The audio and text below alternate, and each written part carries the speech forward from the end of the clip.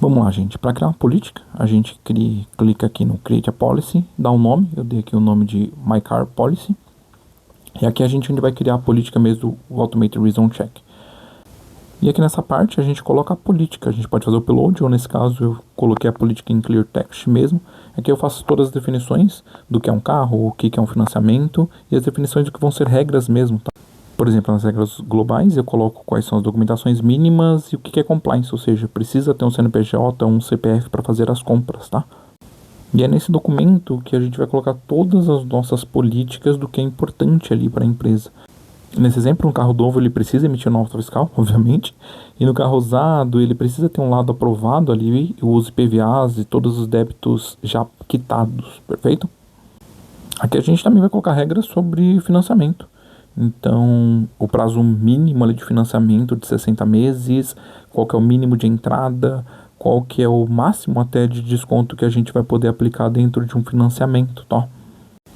Finalizada aqui a parte de toda a parte de documentação, eu só vou dar um describe aqui, né, fazer uma descrição do que é meu documento. Então eu comento que é um documento para fazer as vendas e etc e tal, e dou um create policy. Ele demora um pouquinho, mas após criar ele já vai estar com a política criada.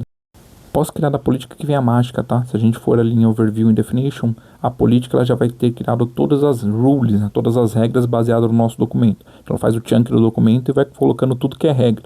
Então desde os nossos pontos ali, do qual é o mínimo de entrada de 10%, até qual que é o mínimo de financiamento, enfim, todas as regras que a gente definiu ali dentro do documento de forma escrita, a ferramenta já mostra isso em dados, né, em regras. Ainda tem toda a parte de variáveis e variáveis customizadas que você pode fazer mudar ali na mão.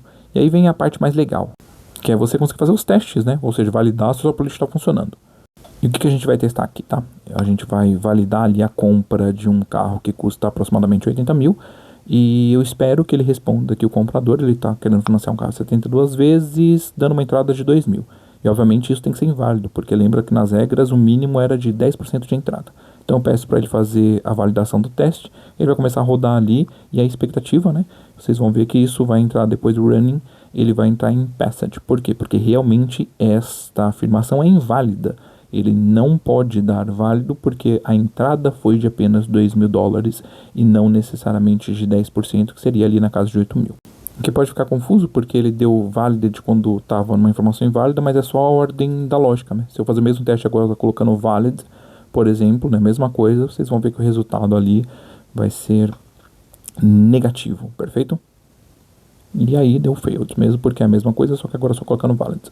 No detalhe ali da regra, ele vai mostrar quais são os finds, ou seja, como que ele faz a correlação do que está respondendo versus as suas regras, certinho para todos os rules. E aqui se você clicar em rules, ele mostra exatamente o porquê que ele deu inválido. Nesse caso ele deu inválido porque realmente a entrada ela foi menor do que os 10%, que era uma das regras que a gente tinha colocado dentro da política do documento, tá?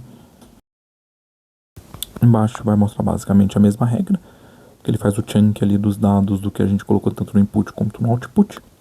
E aí vamos fazer a brincadeira ficar legal agora. A ideia aqui agora é a gente pegar uma regra que já foi feita, um teste que já foi feito, vamos editar, e ele estava reclamando de entrada. Então vamos colocar uma entrada acima de 10%. Então vamos colocar uma entrada de 10 mil dólares em um carro que custa 80 mil. E vamos ver o que acontece. Veja que nesse caso eu não alterei a quantidade de parcelas, né? Mantive 72, eu só alterei a entrada mesmo, que saiu de 2 para 10 mil. E aqui obviamente deu failed. Por que deu failed? Porque ele caiu em outra regra. A entrada realmente aumentou, mas o mínimo de financiamento, o máximo de financiamento é de 60 meses. E ali eu já estou financiando em 72. Garantindo aí que no mesmo teste a gente consegue ter resultados diferentes.